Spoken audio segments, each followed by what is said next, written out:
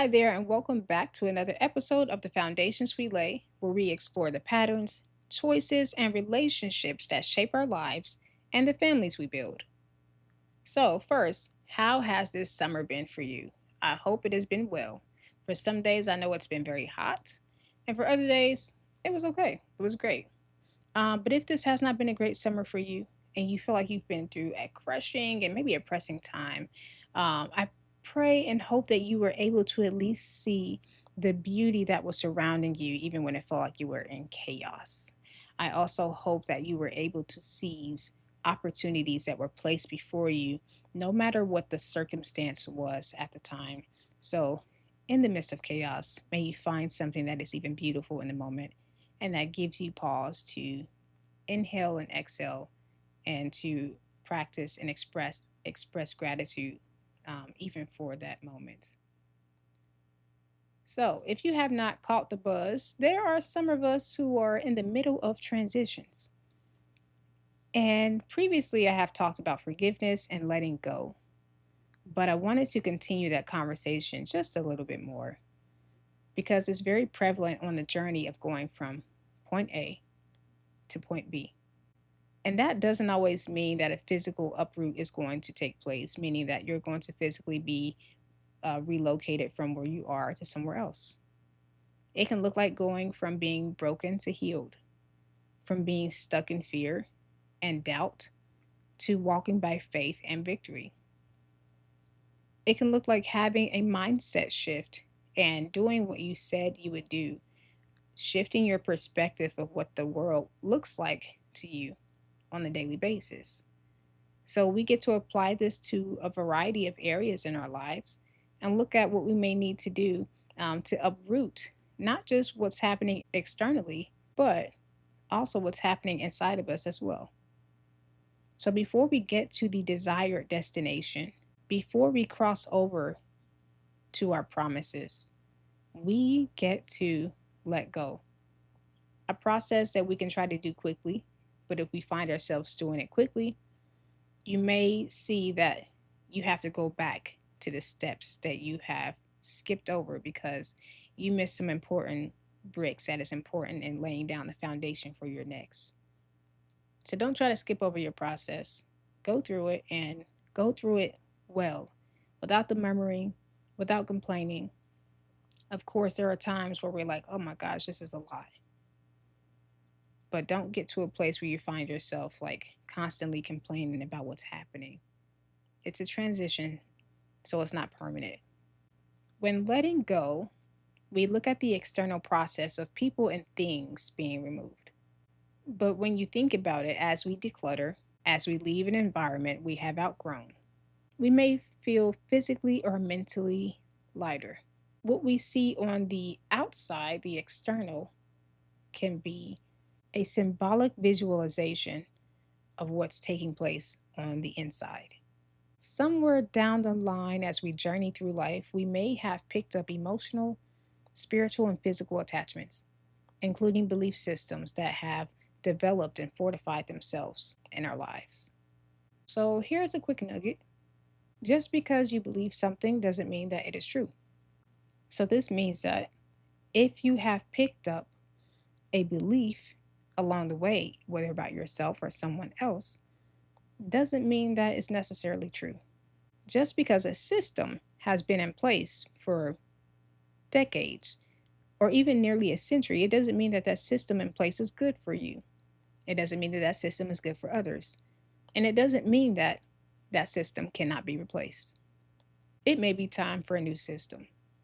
So, regarding to attachments that can occur, let's go back to that. When we connect with people, that connection does not just come with a body. The connection can involve developing a likeness similar to the other person, like laughing in a similar manner, beginning to watch certain shows together that you may find yourself liking, developing similar beliefs if they are not already shared, and even displaying a shared dialect or way of speaking. The connection is more than just linking with a body physically. And we know this because when experiencing a physical separation from someone, it can have an impact on our emotions and our spirit. Depending on the person or depending on the relationship, some of us may rejoice about the separation. Some may grieve or feel a heaviness because what has taken place feels like a loss. It is the memories that have been made along the way that makes a huge impact.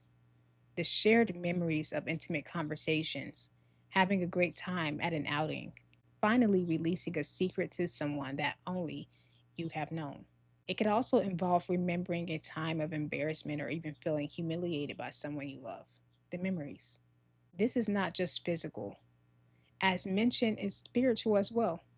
As words are sown into lives, spoken over businesses, spoken over what you share you would like to do in your life. It is the invisible roots that can become deeply established in these areas. So, whether positive or not, we get to respond to the seeds that are sown. If aligned with your purpose, let the seeds be watered and let them be nurtured. If it is contrary to the words spoken over your very being and your makeup since the beginning of time, uproot and destroy the seeds, or the seeds will grow and try to choke out the life of the areas spoken over. The challenge may come in holding on to painful memories of how you were hurt by others. When I say holding on to painful memories, I'm not talking to or referring to remembering the memories. I am referring to the memory of the pain and choosing to hold on to the pain associated with the event. We can remember, but it's something about feeding the memory that helps it to stay in the mind. It's not always intentional to make a dwelling space for the memory of pain, but it happens. We get very familiar with the emotions, with the smells of the event, everything that may have taken place in that moment. So when we resurrect the memory to relive it over and over again, then we seek forms of validation for the pain that was felt, to then get justification, maybe from others, of holding on to sadness, holding on to anger, holding on to guilt, hatred, and bitterness. We feed the memory of pain, allowing it to grow and dwell in a space that was meant for something else that is for your betterment. Resurrecting painful memories like this can sometimes lead to it becoming an idol. You can remember and reflect, but feeding the memory of pain to become even stronger in your life also makes room for deception to come in, believing that you will never be free from that thing. And in a sense, it has become worshiped. So you may not even be able to see yourself without it. But do you want to be free from this thing? Because you can be made well in this area. It may be something that you are used to, but your life can still be good. It can be well, it can be healthy, even without the memory of pain being at the forefront.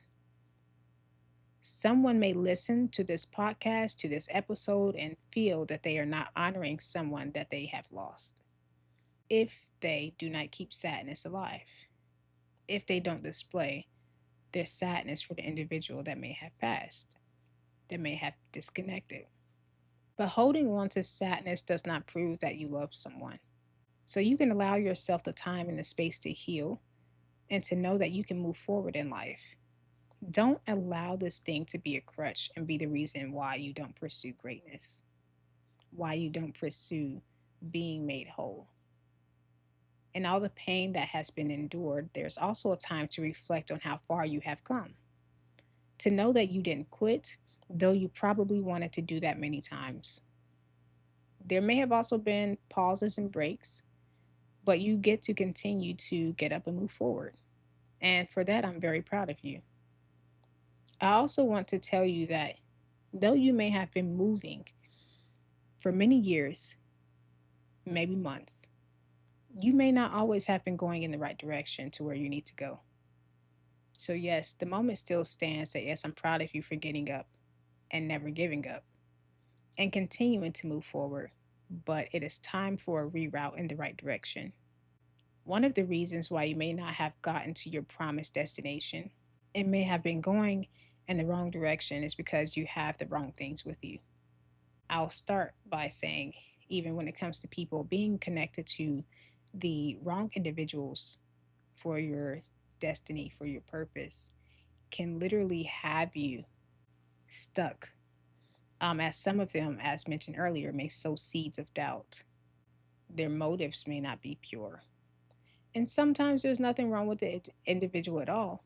They're just not connected to your journey, and which will get you to your purpose. And sometimes these are the very things that we grow strong attachments to, and we get stuck in a place because we are familiar and comfortable with it. Someone may be listening that has been going in circles for years. You may even have started a business, continue to help people meet their needs and give them extra support. You may also still be completing your responsibilities along the way. But your journey that you've been on has been longer than what it needs to be in some areas. And there may be frustration because you don't see the fruit or the harvest as much as you would like to, compared to the amount of work that you have done over the years. But some of the voids that you have been filling and have filled with work is really just busy work. So there may have been accomplishments gained. It's not in vain, but those may not have been the specified assignments that are connected to your purpose. And that's why it was probably more so busy work. And there may feel like there's an exhaustion attached to you. But that's why this conversation is being had today. So you may have been slowed down because you may have picked up too many bags, too many responsibilities, and you're trying to take way too much with you to the next place, including people. So the dilemma may appear to be to leave everything behind or go alone.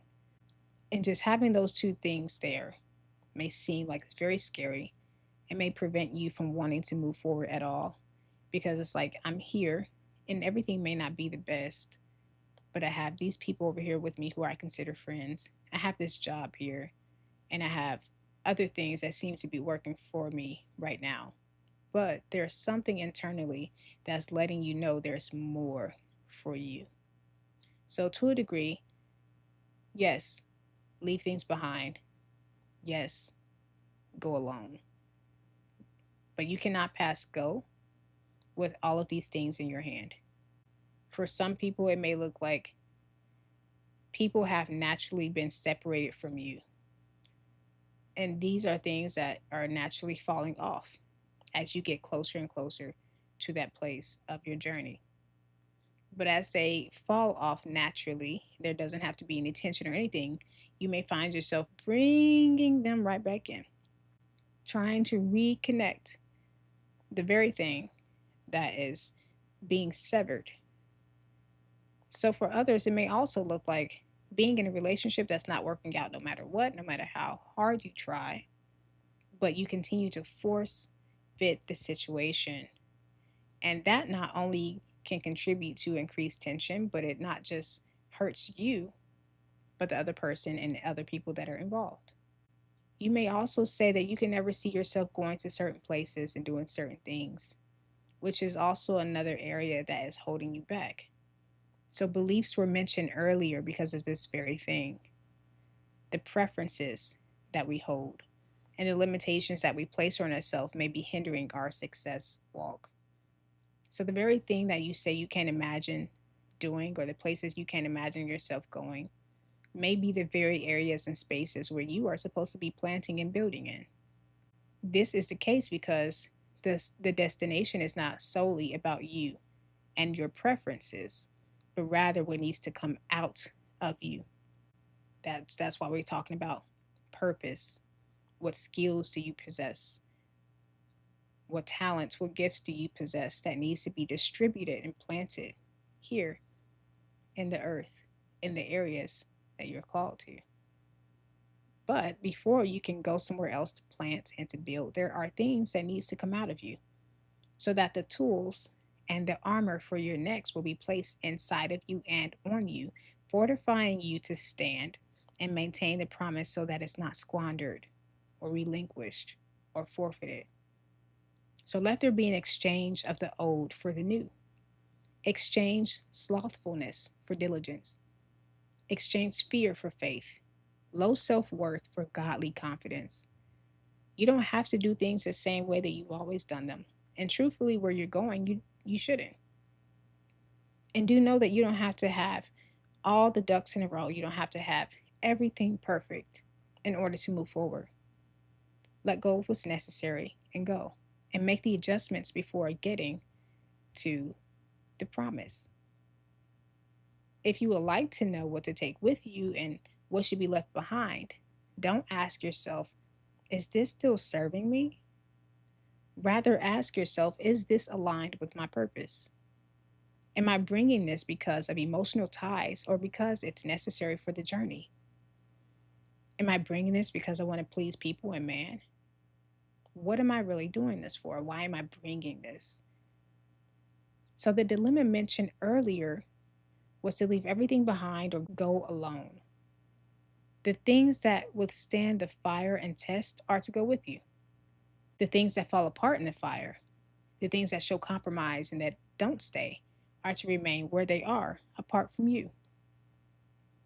So it may have served you for a specific time and season, or you may have even settled for that thing when you were supposed to have something else. But it's time's up for that. You won't be completely empty handed, because remember, there is an exchange to the point of going alone.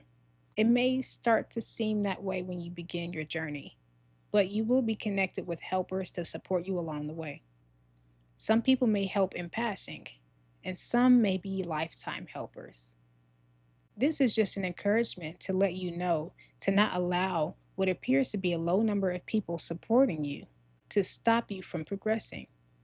You don't need an army of people behind you or even on the side of you to go forward.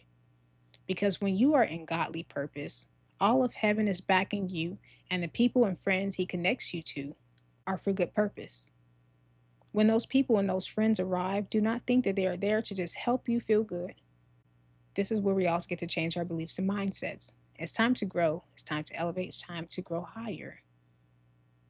Yes, the support will encourage and help you along the way, but they will also tell you what you need to hear and what you need to know. So everyone involved in a relationship, including you, must do their parts to sustain what is there and to grow it even greater. Remember, this is so much bigger than you, though you will also reap the benefits and the awards of doing this journey. So in letting go, you get to receive greater than what you have had before, emptying the currently occupied space for the thing connected to your purpose. So in saying all that, I'm rooting for you. Make the necessary adjustments and reroute, because I believe that you will accomplish the very task that is before you as you release the bags to lighten the load, giving space for you to soar and fly high. Stay connected and follow me on Instagram under Tatiana LMSW.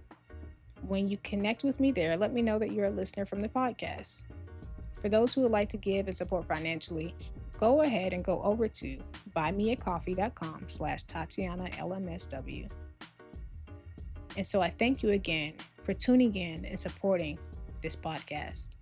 So leave encouraged and know that what you are leaving behind is not a total loss, but is making room for your next. Make the exchange. Until next time, love on yourself, be brave, and love on others.